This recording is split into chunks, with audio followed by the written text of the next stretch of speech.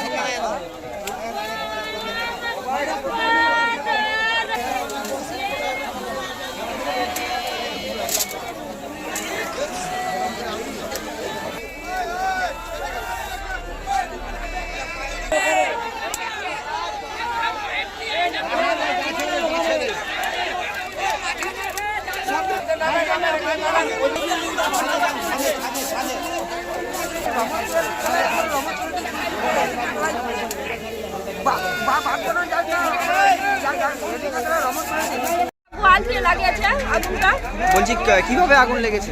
আগুনটা কেমনি লাগেছে আমরা জানি না, আগুন কেমনি লাগেছে। আগুন কোথায় লেগেছে? এটা কোথায়? আগুন এখানে রহমতপুর। কটা বাড়ি জ্বলেছে? দুটো বাড়ি জ্বলেছে এখানে।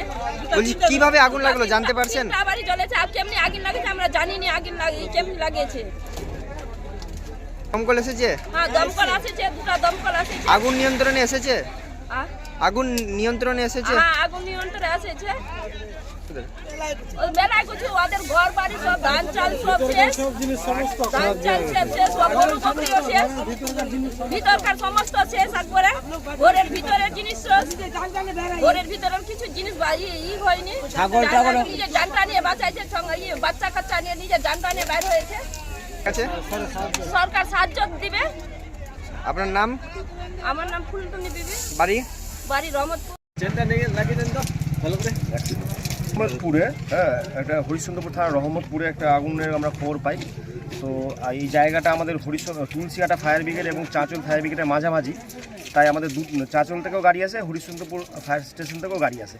দুটো গাড়ি মিলে আমরা অ্যাটেন্ড করি ফায়ারটা, এবং আমরা 3টে জেট ইউজ করি, 3 দিক দিয়ে আগুনটা কন্ট্রোল করার চেষ্টা করি, এবং মোটামুটি 10-15 মিনিটের মধ্যেই আমরা আগুনটা কন্ট্রোল করি। আগুন কীভাবে লেগেছে সেইটা তো এই মুহূর্তে বলা যাবে না, তবে প্রাথমিক অনুমান অনেক ধরনের কারণে আগুন লাগতে পারে। রাত্রেবেলা গরুকে ঘুরটুর দেওয়ার যে ব্যাপারগুলো থাকে সেগুলোতে লাগতে পারে, সেগুলো ওইভাবে করে বলা যায় আগুন লেগে যাওয়ার পরে। ঠিক আছে, কটা বাড়ি? ঘরে একটা বাড়িরই 4টে রুমে আগুন লেগেছে, এবং পাশে কিছু খড়ের গাদা ছিল, সেই খড়ের গাদাতেও আগুন লেগেছিল, এবং পাশে একটা কিচেন দেখলাম, আর একটা স্টোর রুম, সবগুলোতেই আগুন লেগেছিল।